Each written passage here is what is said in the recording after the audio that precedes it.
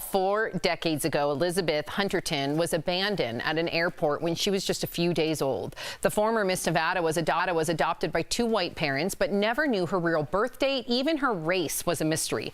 Tory spoke to her earlier about her amazing journey to find her birth parents. Have a look.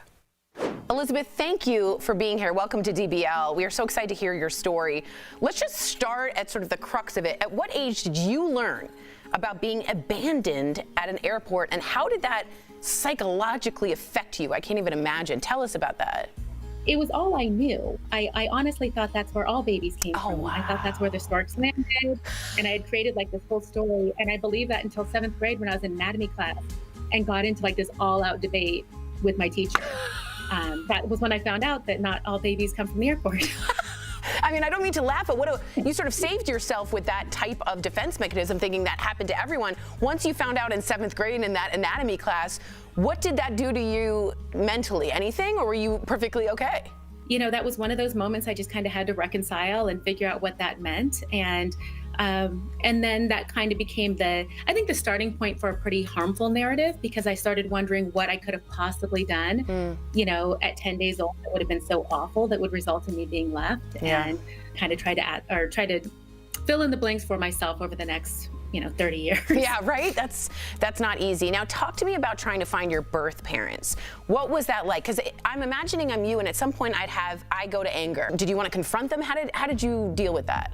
I never had anger or resentment. My mom had always raised me to have gratitude, acceptance, and compassion. So I never really had a space of anger toward them. And when a private investigator contacted me to find my birth parents, he said it was impossible.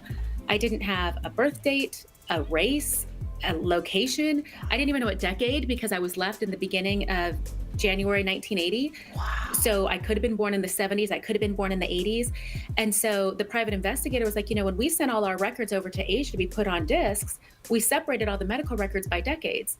So in order to find that 3 to 4 week window that you may have been born, assuming you were even born in a hospital, we would have to pull the records from everywhere in the world for all of the 70s and all of the 80s. It's impossible. You couldn't find it. And I remember I told the investigator, I said, well, it's not like I was left in a rice paddy. And he said, that would be better. We would know you went from a 17-mile radius. Whoa. And so I had given up because I didn't know that that was an option for me.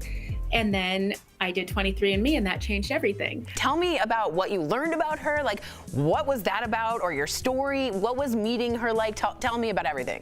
I went through 5 potential biological mothers, all of whom have shaped my life and transformed my identity in different ways. Biological mother number 2, she was the second possibility. And she really kind of rewrote my narrative, because she said, unfortunately, I'm not your biological mother, but I hope your biological mother is as proud of you as you deserve her to be. And if she's not, I'm here. Oh my And gosh. I actually got to meet biological mother number 2 last month, who she really changed my narrative, because she made me think that maybe, just maybe, I'm not the worst thing that ever happened to somebody. Right. Maybe I'm not somebody's biggest mistake. And then when I did finally find my biological mother, she confirmed I wasn't the worst thing that ever happened to her. She just knew that she couldn't care for me the way she thought I deserved. And so she gave me to her roommate, who she thought took me to an adoption agency. And when she found out that that was not what happened, it took a toll on her. And me reaching out to her has given her permission to heal. And she's, forgiving herself and giving herself permission to live her life. So it's pretty beautiful. Wow. You are such an inspiration, and I'll be thinking about you for a long, long time. Thank you so much for sharing your story with us, Elizabeth. Seriously, thank you so much.